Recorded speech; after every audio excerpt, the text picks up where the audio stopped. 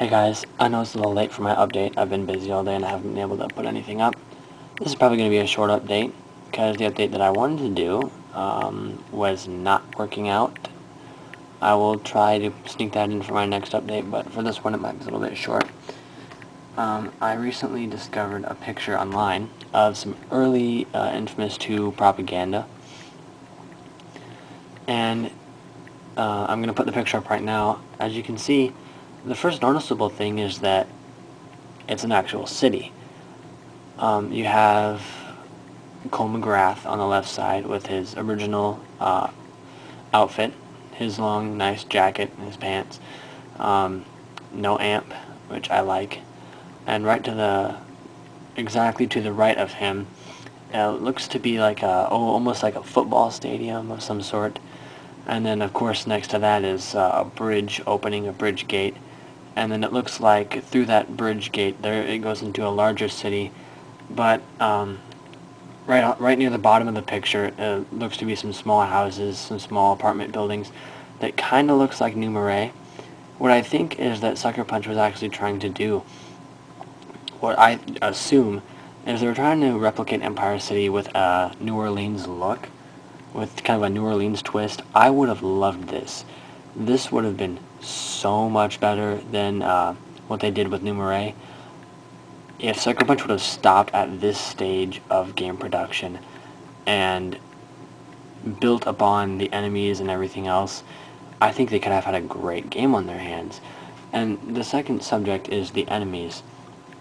I mean, you guys can evaluate this picture. I'm going to leave it up for the entire video. I'm going to put in some other pictures too. I want you to leave your ideas about this picture in the comments. But the enemies on Infamous 2 are not like Infamous 1 at all. All they are big, bad, and they have brute force. In Infamous 1, it required some skill to take out Kessler.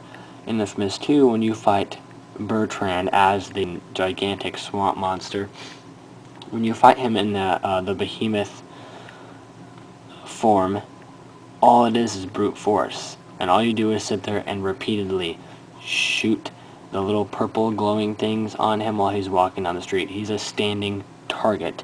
There's no skill involved. It's repetitive. All you do is sit there and just shoot the purple little glowing things the entire goddamn time. The mission is completable within 5 to 15 minutes. And all it is repetitive and brute force. The only way you can die is if you sit there and let him walk over you.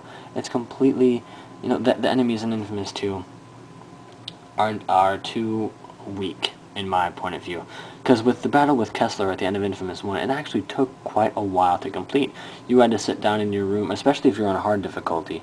You'd have to sit down there and play for a minimum of a half an hour just to get Kessler to the half life point, the half health point span, whatever the hell you want to call it. But with Infamous 2, there's no skill involved at all. Just like with the conduits, the Reaper conduits, the Dustmen conduits, and First Son conduits. There's nothing like that at all. You don't have any enemies that, like the Dustmen conduits. You don't have any enemies that make smaller enemies that come after you. You don't have enemies that can turn invisible and come up right behind you and shoot you in the back, like the First Sons. You don't have any enemies, again, like the First Sons, that can transform into a huge, almost like invisible, sort of transparent creature and walk after you. You know what I'm talking about. The conduits and the First Sons that can transform into a huge, 10-story tall version of themselves and attack you. You don't have any enemies that can teleport. You don't have any enemies that actually have any conduit powers besides the Icemen, which all the Icemen are overpowered idiots in rubber suits that mutate into these huge creatures that you can basically defeat if you keep repeatedly if you keep repeatedly using your rockets or your ionic charges. It's brute force. There's no skill involved, and I don't like the enemies of Infamous 2. I think Infamous 1 had much better enemies because they actually required some skill to defeat. And they were just running around the city too. Now, this is where most people get confused. When they were doing Infamous 2 propaganda, they were saying that we have bosses that will run the city and come out of nowhere. We have bigger, badder enemies. Yes, bigger and badder does not mean it's funner. Skill is fun. When something involves skill, it's a lot funner, but when something is brute force, it's repetitive and boring. I honestly don't see the point in it.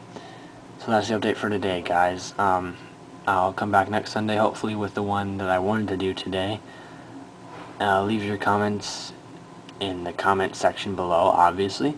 Leave your ideas and thoughts. Thanks for watching.